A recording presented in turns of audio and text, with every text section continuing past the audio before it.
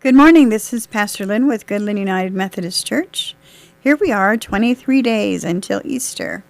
We continue our story about Judas in the Gospel of John in the 13th chapter. After Judas ate the piece of bread, Satan entered him. Therefore Jesus told him, "What you are doing, do quickly." None of those reclining at the table knew why Jesus told him this. Since Judas kept the money bag, some thought that Jesus was telling him, "Buy what we need for the festival," or that he should give something to the poor. After receiving the piece of bread, he went out immediately, and it was night. If you had a friend whom you knew was about to betray you, would you say to him, "What you are doing, do quickly"? Or would you cry out, "Stop that man any way you can"?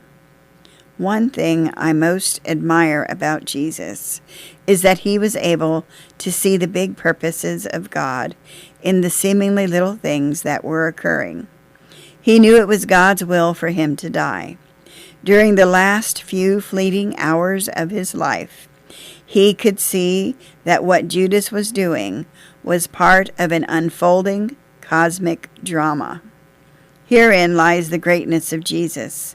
He put the little pieces of life together as if he were assembling the flagstone walkway down which he would shortly walk. Stone by stone, he laid his own way into the center of the will of God. So this is why he did not say, "Stop that man. He's going to betray me." He saw that Judas's treachery, while not admirable, was just another stone in the pavement of the Via Dolorosa. Jesus held in his mind a set of blueprints for human redemption. He was a carpenter and was probably used to reading building plans.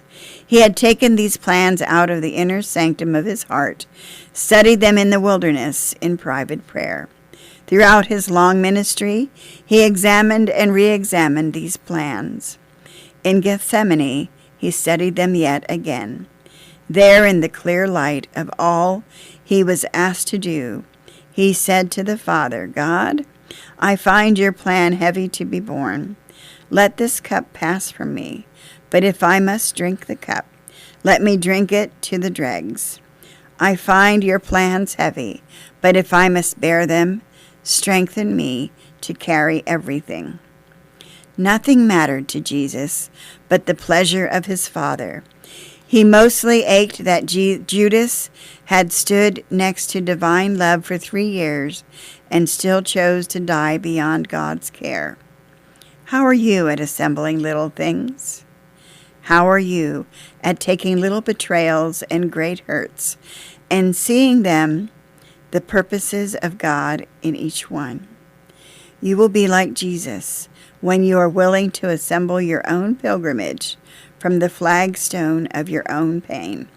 After all, Gethsemane improves the visibility of all those things unseen.